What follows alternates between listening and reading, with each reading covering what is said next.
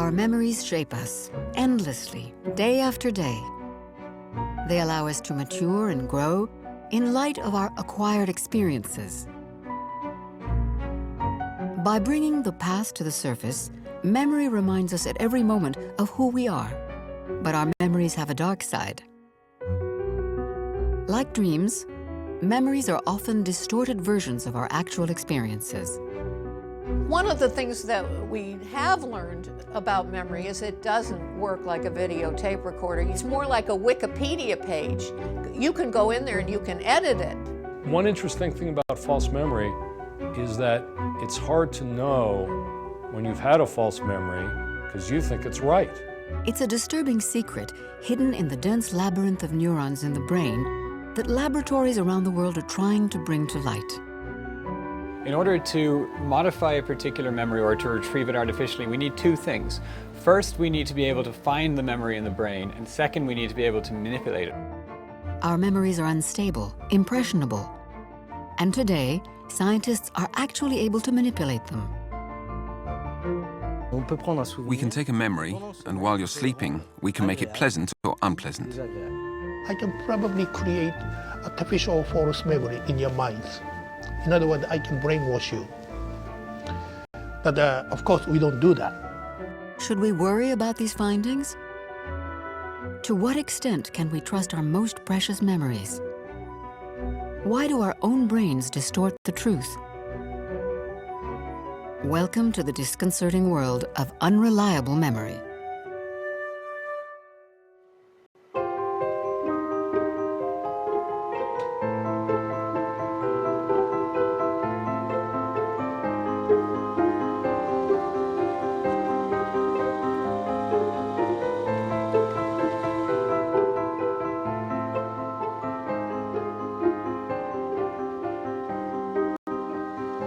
Our investigation into the fickle nature of memory begins just south of Los Angeles on the campus of the University of California, Irvine. This car, which seems straight out of a Hollywood B-movie, belongs to the captain of the Scientific Brigade of False Memories. Elizabeth Loftus was the first to uncover the problem of false memories.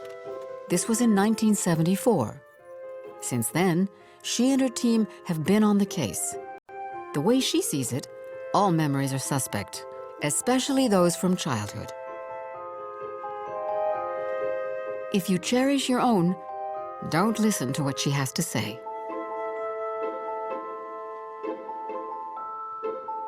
When I look at this one, I can see that I am with my baby brother, and he was born, and so maybe I was 2 years old or 2.5 years old, and I just don't have any memory of that.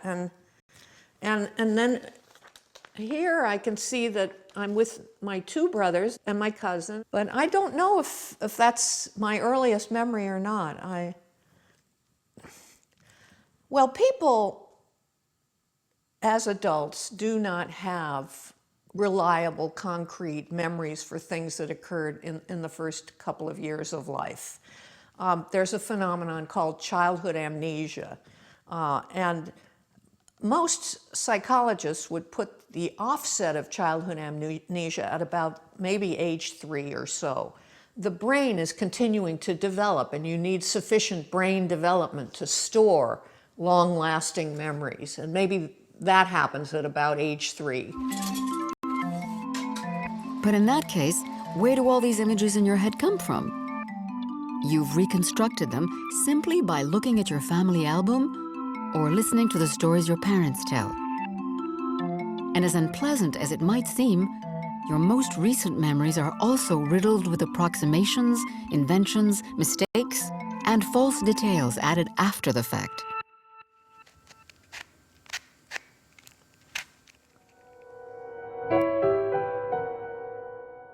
To study this phenomenon, Elizabeth Loftus has become a manipulator, an expert in the falsification of memory.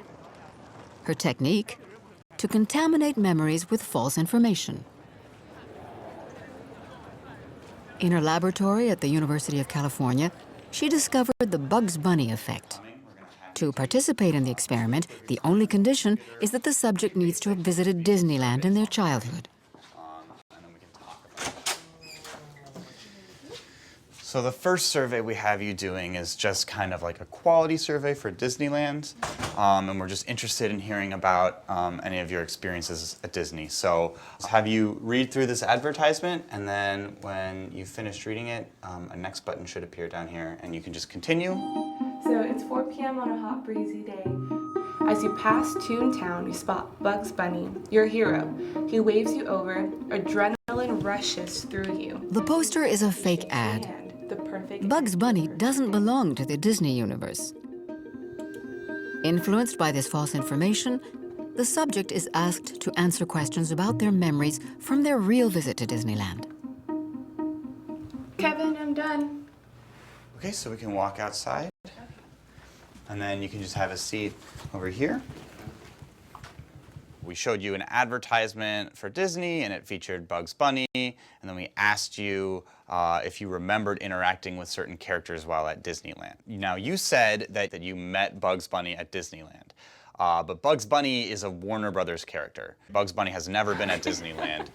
So that's just an example of how by even giving people just the smallest suggestion, right, just by showing them an image of Bugs Bunny in an advertisement, we can make them remember something that we're sure never happened, right? Yeah, so it's like planting false memories. Right. Okay. Right. When we succeeded in getting people who said, oh yeah, I remember, I met Bugs Bunny, I shook his hand, I touched his tail, I heard him say, "What's up, Doc?" We knew they had to be remembering something that was false. This is not an isolated effect. Even our most personal memories are vulnerable to contamination, as shown by the hot air balloon experiment. 4 childhood photos are provided by the family, but in one of them, a photoshopped image has been slipped in, the subject in a hot air balloon alongside their father. 1 out of the 3 subjects is fooled and claims to remember the event. Some even remember what the weather was like on that day, which in fact never existed.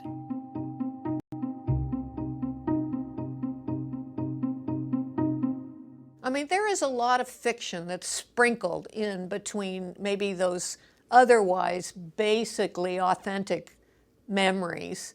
And it makes people uncomfortable to think that, that they can't count on their own memories.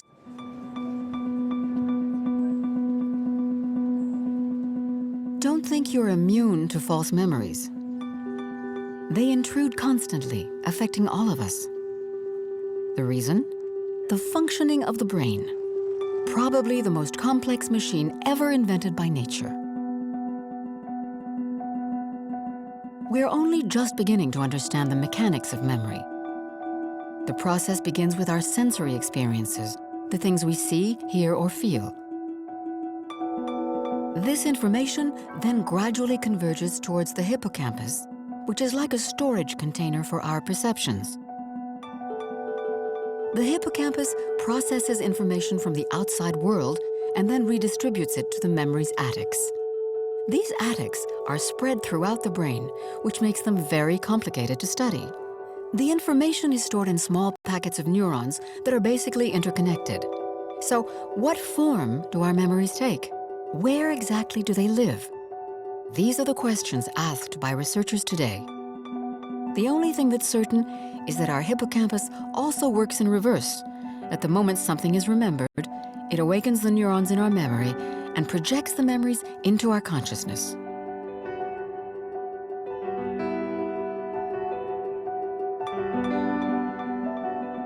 This process is sophisticated but also fragile. It plays tricks on us. It can generate false memories. Daniel Schachter, one of the lieutenants of the Brigade of False Memories, has set out to catch our brains in the act of falsification by using brain imaging. Because MRIs don't lie. But he doesn't want to attempt this with our childhood memories. It would be too complicated. As often when it comes to science, you have to simplify the basic facts.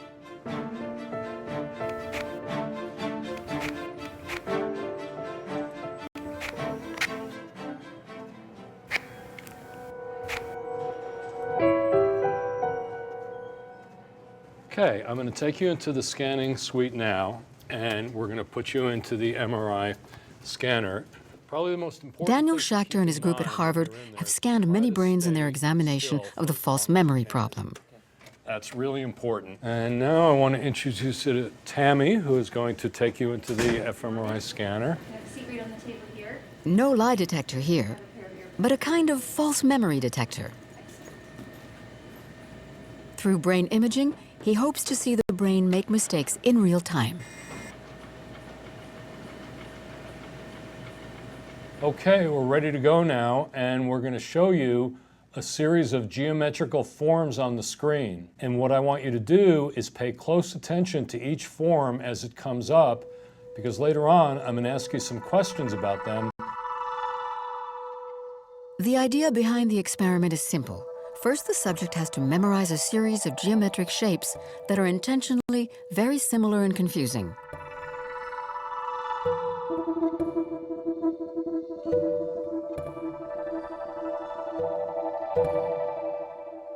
Okay, now it's time to test your memory.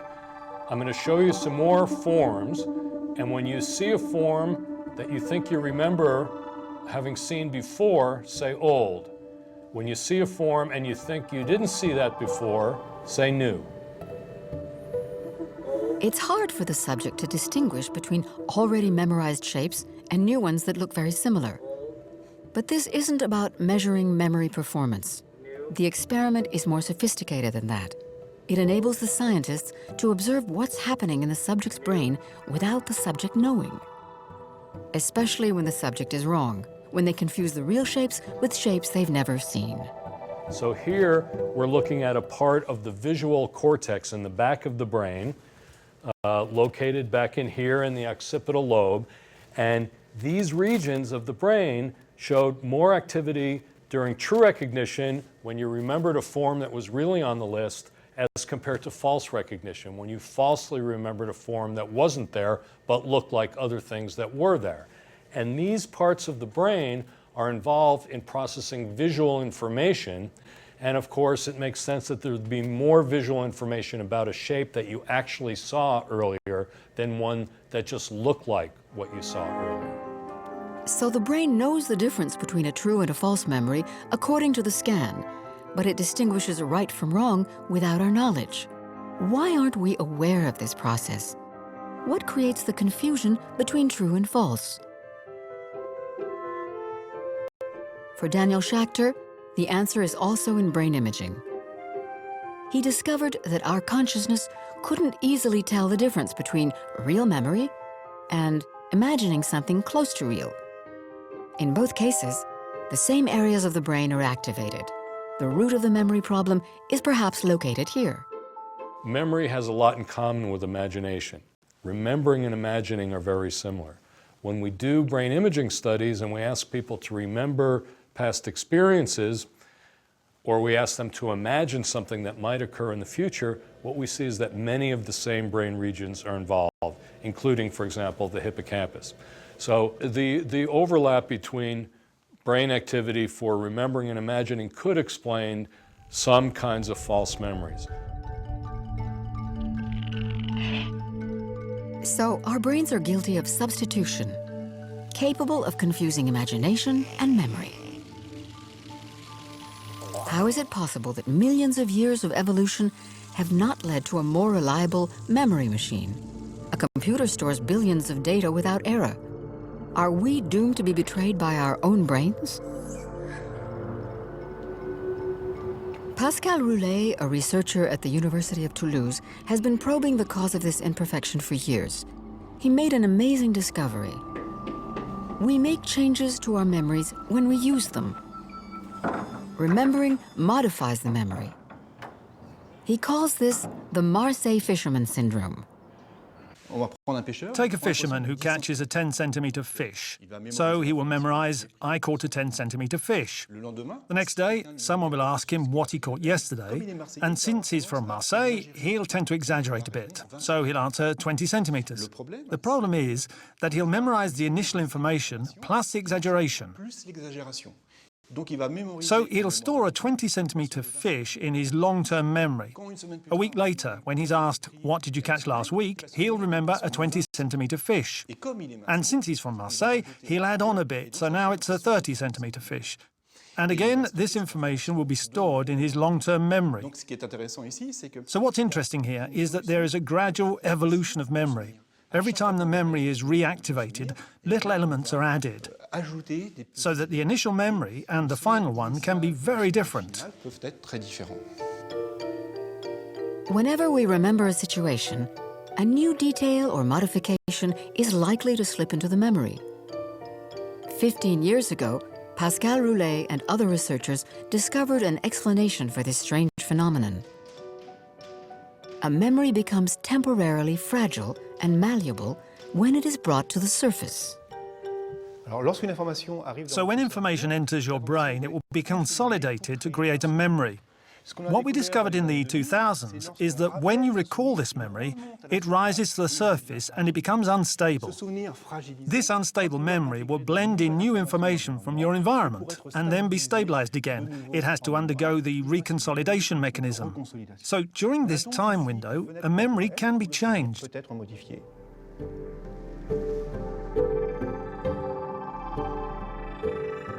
The weakening and reconsolidation of memory are totally unconscious phenomena.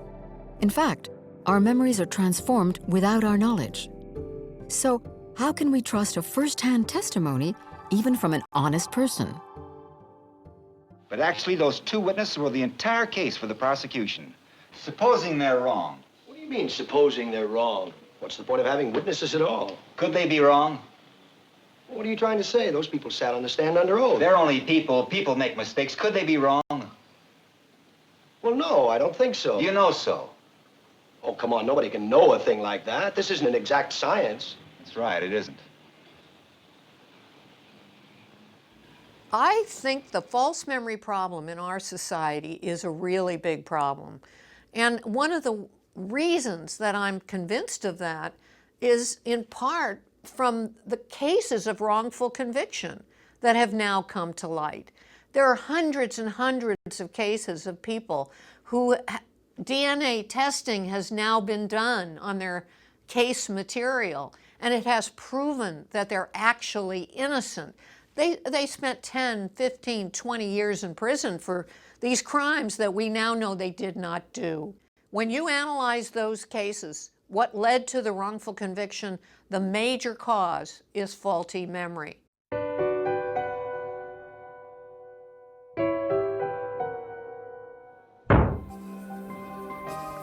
An honest witness does not guarantee a truthful testimony. False memory has always plagued the justice system. To overcome this problem, the National School of Magistrates in France has implemented a workshop focused on the reliability of memory. The goal? To educate future judges about the false memory problem. They watch a murder scene. Then it's their turn to play the role of witness.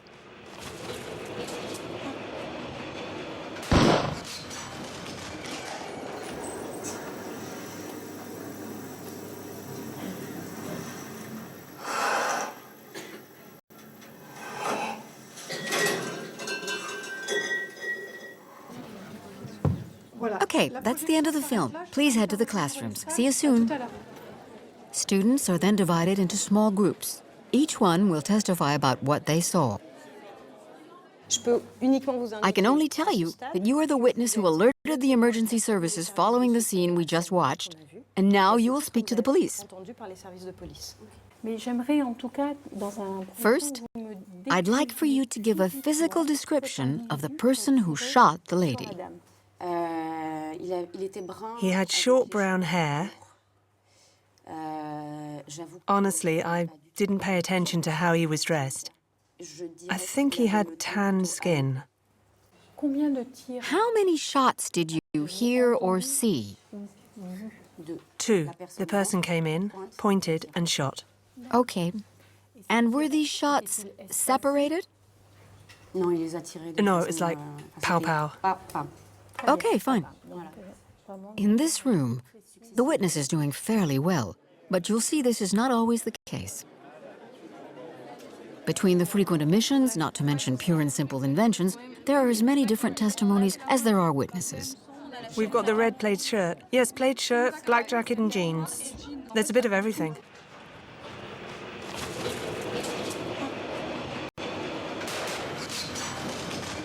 We've got black jeans, white shirt, black shirt, grey, blue, red. And we have 4 people who said olive skin or North African. You heard right. Some of the witnesses thought the suspect looked North African. Others thought he was wearing a black jacket, far from the reality. Why do some people see a black jacket? We hear it every year when the man was wearing a red plaid shirt. For this psychologist, a specialist in memory, it's not a surprise. Stereotypes, prejudices, assumptions, preconceptions are constantly slipping into our memories according to a well-known psychological effect.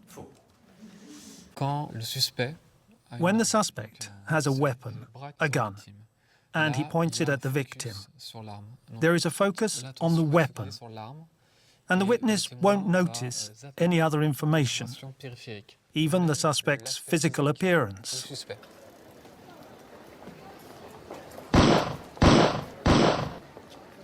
Your memory doesn't have time to record everything.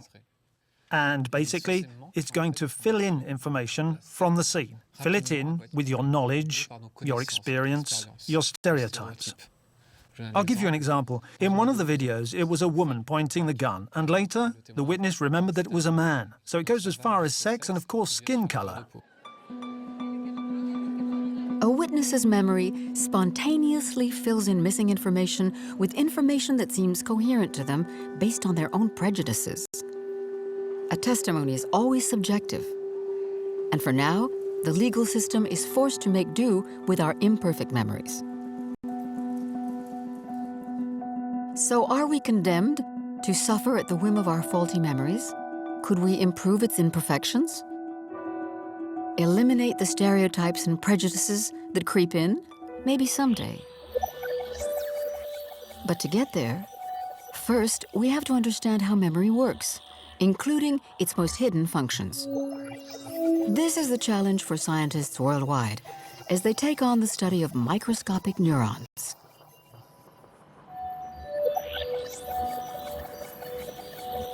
For this mission, the Japanese office of the Brigade of False Memories in Sendai has recruited a surprising new informant, the fruit fly.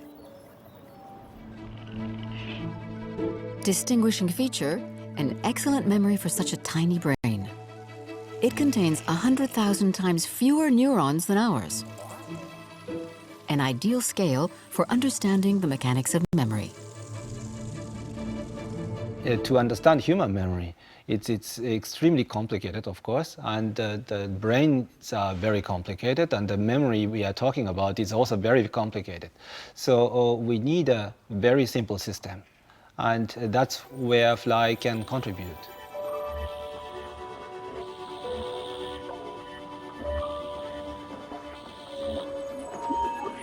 Hiruno Tanimoto is one of the few scientists in the world to have successfully implanted an artificial memory into the brain of a fly. So it may not be that obvious, but the flies have a brain, and it's a very efficient brain, and they can form a very good memory.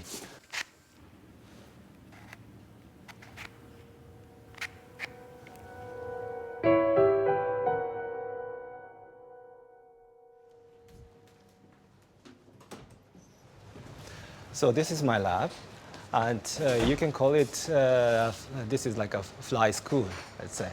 For example, this room, we test fly memory, and you can call it examination room of the flies.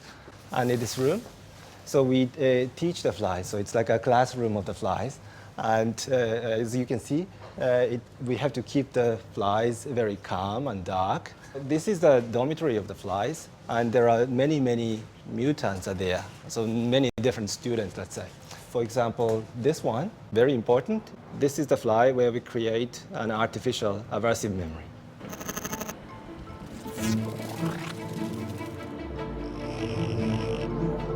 Students in this rather unique school have a busy schedule. They spend their lives in a teaching machine under the guidance of Professor Tanimoto. This is the teaching machine, and here's the flies. I aspirate the flies and collect flies and bring them into the choice training tube, which is here.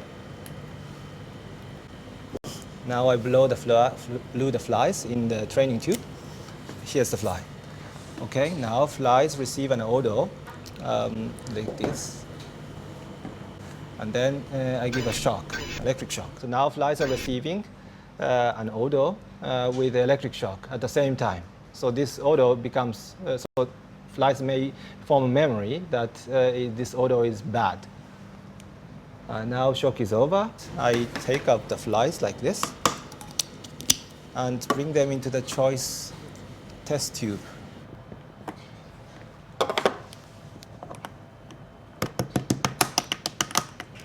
So the flies are here, and then I bring the flies into the choice point by moving this machine. The choices are simple. In the right tube, the odor previously associated with the electric shock. In the left, another smell unrelated to the unpleasant memory.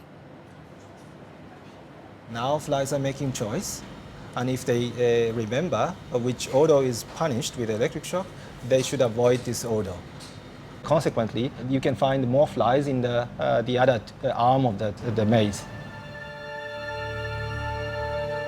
So the combination of shock and odor results in the flies fleeing to the side that doesn't have the odor associated with the trauma. The flies are able to keep this unpleasant memory in their minds for more than a week. Their memory is certainly rudimentary, but it's easy to measure. Just what's needed to study the functioning of their brains.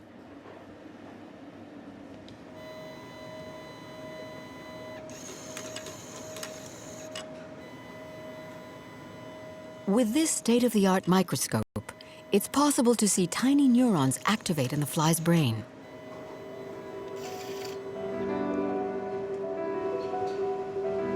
By examining the labyrinth of brain cells, Hiromu Tanimoto was eventually able to identify the neurons involved in the perception of the electric shock.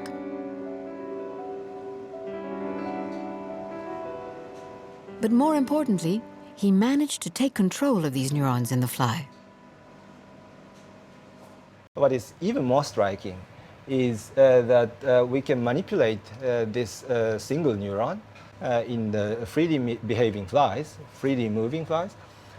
We can block or activate this very small subset of aversive neurons.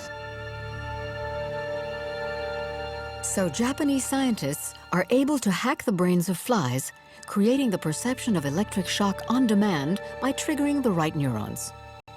This occurs without subjecting the fly to any real trauma. An amazing technological feat made possible by genetic manipulation.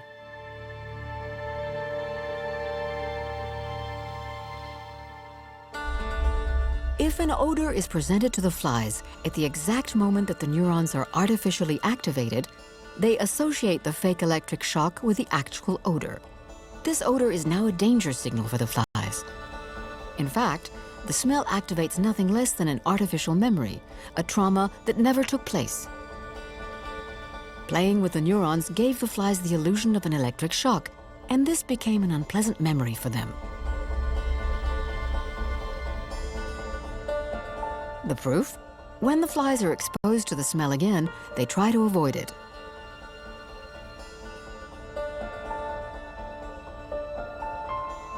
For Professor Tanimoto, creating artificial memories is not an end in itself. It's above all a concrete demonstration that memories can be made by tampering with neurons. He's pinpointed a building block of the memorization process, or what is called associative memory. Certainly a key to understanding the workings of our own memory. We have identified is the basic mechanism, cellular mechanism that drives associative memory. And we humans, for example, use this associative memory very often. So this is a very important component of the brain function in all brains. And that's why we think that the simple mechanism we have found may be applicable and even comparable to understand human brain.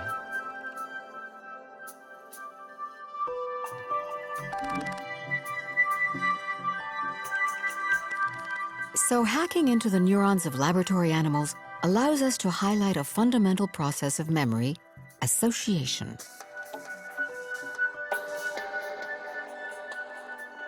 Around the world, other teams are using the same strategy to test different features of memory and with the help of different suspects. The Brigade of False Memories created an office in Paris at the National Center for Scientific Research.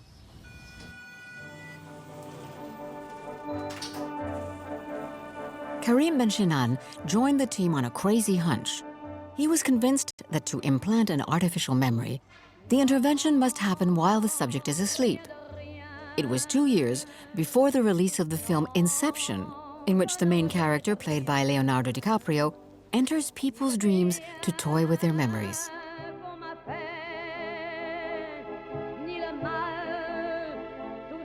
Karim, can you come here, please? Could you just check the signals? I think we have a good place cell. Here we have a repulse, so it's good. It's this neuron? Yes, that's it. I found a place cell here. We'll start the simulations. The truth is that it's not easy to plant an idea in the brain. Before accessing a mouse's dreams, Karim and his team need to know what's going on in its head when it's awake.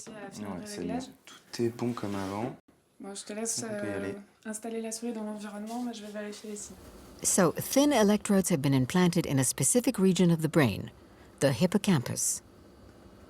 This is where the spatial memory cells are, a kind of internal GPS that helps the mouse navigate, memorizing the layout of places it enters. Scientists call these neurons place cells. This device shows the activity of these neurons on the screen. We're looking at the mouse. We can see its position in real time. And what we hear is the activity of a neuron. We know that these neurons discharge when the animal is in a specific place in the environment. We think that a cognitive map is formed by these place cells. It's like having a map inside the brain. Some neurons discharge when you're in a certain location, and other neurons discharge in a different location. It takes 5 to 10 minutes for this place cell map to form. And that's how the mouse remembers the environment.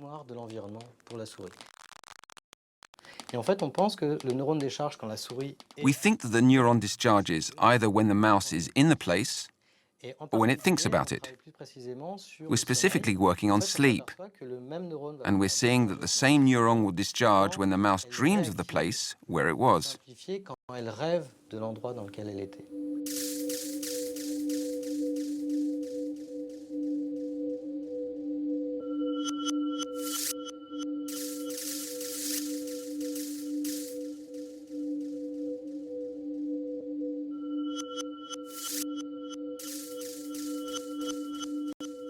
By overlaying the electrical signals of day and night, scientists can track the mental movements of the mouse and pinpoint when it dreams of the orange cube's location, for example. Then, the researchers take it further. They implant a second electrode in the reward circuit of the brain, an area linked to pleasure. When the mouse dreams of the orange cube, the scientists artificially trigger an intense feeling of satisfaction. For the mouse, it's as if it was dreaming of enjoying a huge piece of cheese in that location. We just woke it up and now we'll watch where it goes.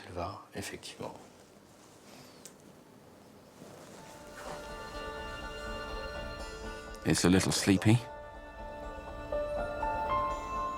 Once awake, the mouse goes straight to the orange cube as if looking for a reward.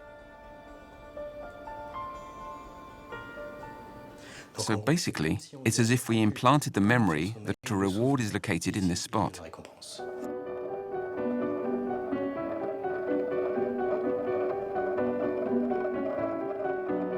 Can these experiments conducted on mice be applied to humans? Like in the movie Inception, will it someday be possible to enter our dreams to implant an idea or change a memory?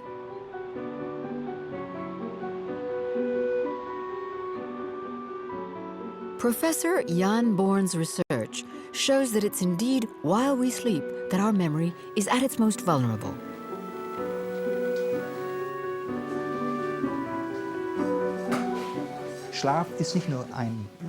Sleep is not just a passive player in the memorization process. It doesn't just protect our acquired information. It plays a real active role. It has indeed been proven that newly acquired information is reactivated at the neural level while we sleep, especially in deep sleep.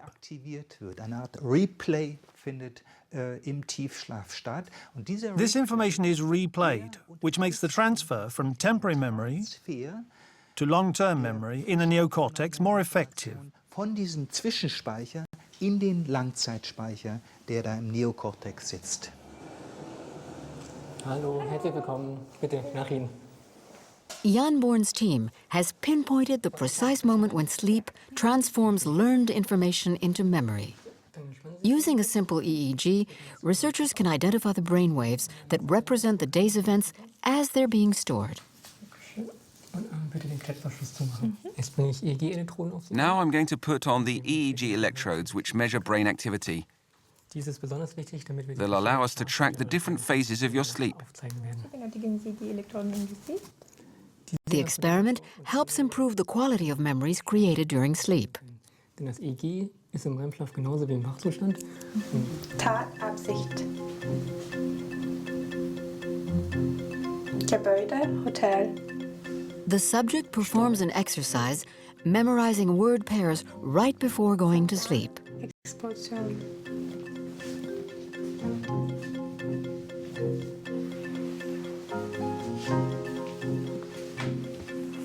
Guter Letzt haben wir jetzt hier noch die Kopfhörer.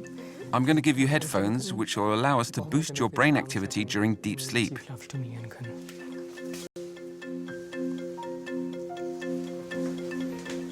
The experiment starts now. Have a good night's sleep.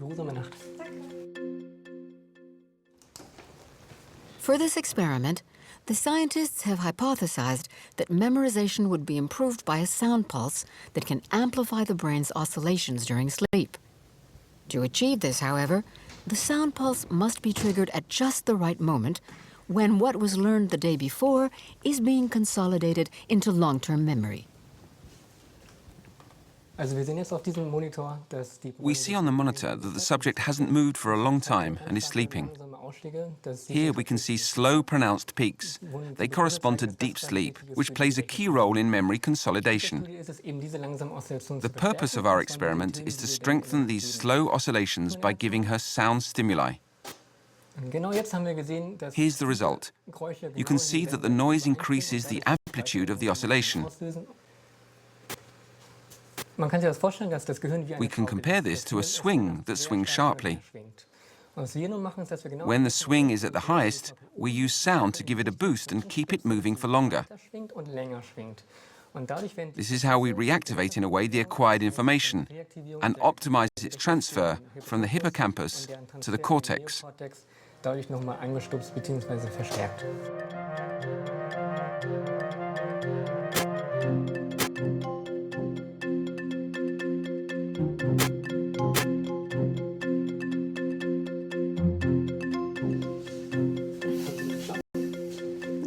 The subject is tested right after getting out of bed. The exercise is to remember the pairs of words learned yesterday. On average, a normal person comes up with 15 out of 80 of the pairs. But when boosted by the sound pulse, the score goes up to 25 pairs. A significant improvement that paves the way for more impressive manipulations. Gleichnis. Darauf läuft diese Forschung hinaus. Ganz gezielt. Our research gives us the ability to change memory in a targeted manner. Überschreiben Using this method, we can erase memories, replacing them with new information. We can manipulate the contents of someone's memory during sleep, a state in which they have little to no control over themselves.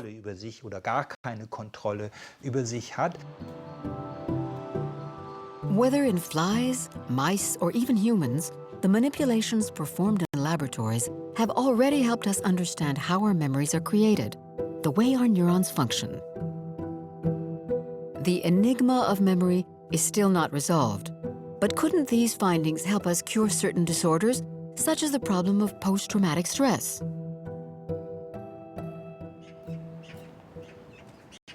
To explore this question, we return to Pascal Roulet's laboratory.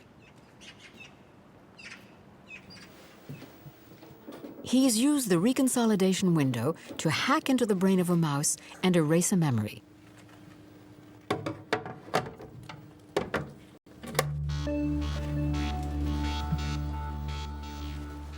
To take away a mouse's memory, a sophisticated experiment is required. Placed in a pool, it learns to locate a platform, the only place for it to rest. The next day, placed in the pool again, it immediately finds the platform, so the lesson was easily learned.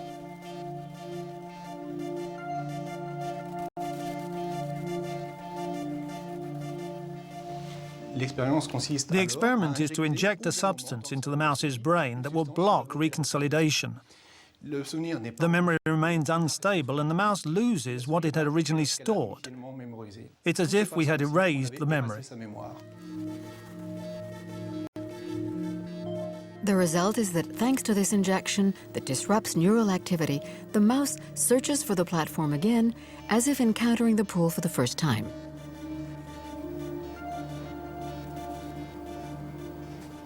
It was a surprise, and this phenomenon of reactivation, memory reconsolidation, was a very important discovery. So it forced us to revise our theories of memories at the hippocampal level, the cortical level, and it also paved the way for other things. Because we realized that if we can make certain memories unstable, even ones from 10 years ago, couldn't we intervene with various pathologies? They set their sights on post-traumatic stress syndrome. Those who suffer are prisoners of their own memory, overwhelmed by feelings and emotions that resurface incessantly. Their memories are toxic, out of control, resurfacing against their will and poisoning the present.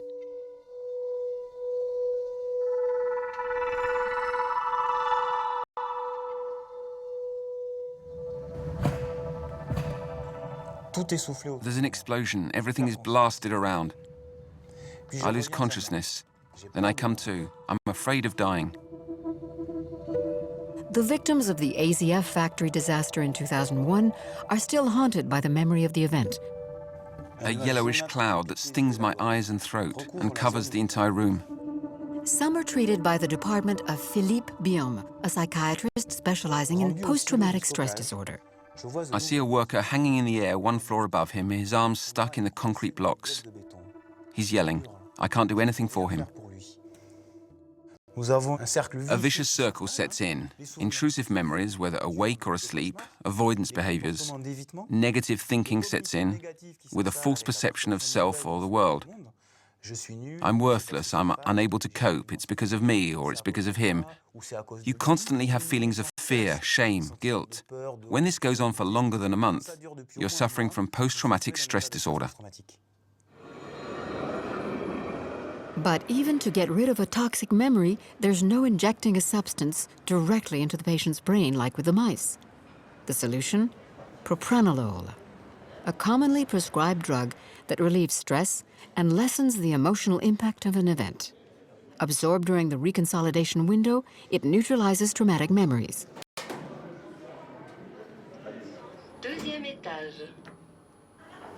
This patient, victim of a car accident in 2012, is part of the clinical trials. The protocol is to bring the subject to the Clinical Investigation Center. They're asked to write 1 page in the first person, in the present, the story of their traumatic experience, whatever accident, attack, or catastrophe they were victim of. We asked them to provide as much contextual and emotional detail as possible.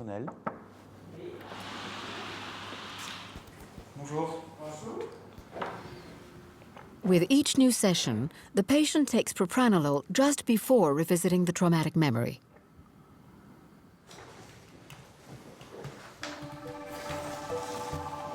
Firefighters ask me where it hurts. They put a blanket over me.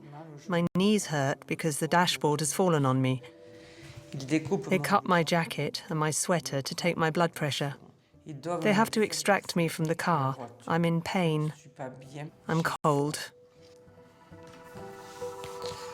I'm not able to overcome the guilt. I have to get it out of my head that I'm responsible. It's something I can't get past. Do you feel it's less overwhelming at all? Does it weigh on you less? Yes, it reduced my crying spells. Bye, have a nice day. Thank you, goodbye. The treatment includes 6 sessions. The patient must still complete 2 more. It's not that we erase memories. We change the memory's negative charge so that it becomes like an ordinary memory, something less intrusive because it's not emotionally and physically charged. At the end of the clinical study, the patients will all be assessed to verify the effectiveness of the approach. But the first results obtained with the victims of the AZF disaster are promising. There are 8 victims who received this treatment in Toulouse, and 7 of them have recovered. That is, we checked their progress at 6 months following their last treatment, and at that time, they no longer had symptoms. They had memories of the event, but not the morbid memories you would have with post-traumatic stress. The idea of neutralizing memories, reducing their emotional charge so that anxiety is reduced, is gaining ground. The victims of the Paris attacks in November 2015 are also benefiting from this experimental treatment of post-traumatic stress. But the potential to manipulate memory paves the way for even more amazing possibilities. Hidden in the congested pathways of the brain are forgotten memories, neglected or even lost due to an accident or Alzheimer's disease. So if we take letters or words as an analogy for memory information storage, a storage deficit where memory is completely lost would be analogous to a book being burned. You're never going to get that information back. But in a library situation, you can imagine a scenario where the book is somewhere in the library, but you don't know where it is, you don't know how to find it. So it's not that you've lost the information, but you've lost the index, you've lost the library index. How do you find that information? So the question is, how can we identify lost memories in amnesic subjects, and how can we find a way of actually retrieving them for those people?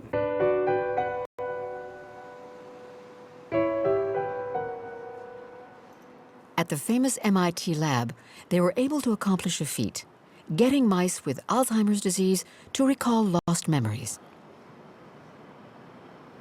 Thanks to a new technique using a flash of light from a laser, Susumu Tonegawa is able to control neurons and juggle memories. A discovery that could earn him a second Nobel Prize. With the optic fiber implanted inside, deep inside the brain, and go to those cells which were activated during training, during acquisition of memory, and illuminate blue light there. And these cells fires, okay, reactivated. And that alone is sufficient for animal to recall that specific memory.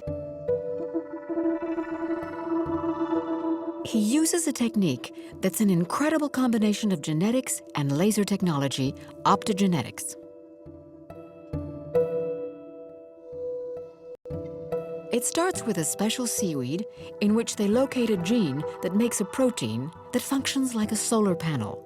It transforms light into electricity.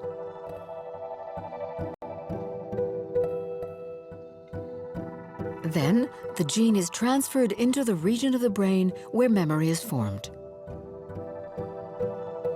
Using genetic manipulation, only the neurons involved in what the mouse has just learned end up with this foreign protein.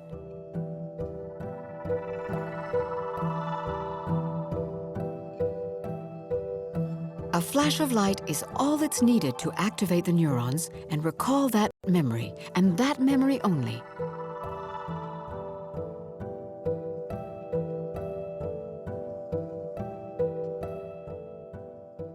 My student discovered that if you label the engram cells of the early Alzheimer mouse, and then use the blue light trick to illuminate those cells, then the whole full set of memory comes out. In other words, these mouse in the early stage actually still have a memory, because although natural recall cue cannot retrieve the memory, you can retrieve it by artificial method of optogenetics. It is incredible that it works. Optogenetics doesn't apply to humans just yet, but we can expect this technological revolution to tackle the problem of our lost memories someday soon.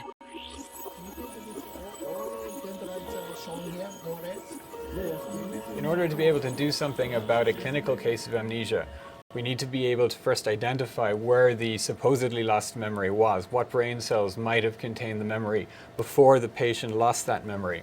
In the laboratory setting, we're there before the mouse learns the experience. We're able to know where that memory went to. But the challenge will be that exactly, how do we find those cells? And we're not currently at the stage of doing that. We just have to imagine a way of doing it. Just because we can't imagine something today doesn't mean it won't be possible in the future.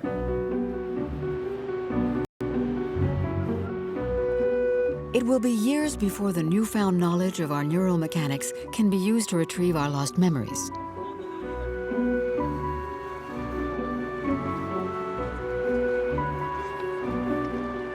As troubling as it may be to learn about the unreliability of our own memories, the discovery that they are malleable opens up new horizons for the exploration and mastery of the brain's shortcomings.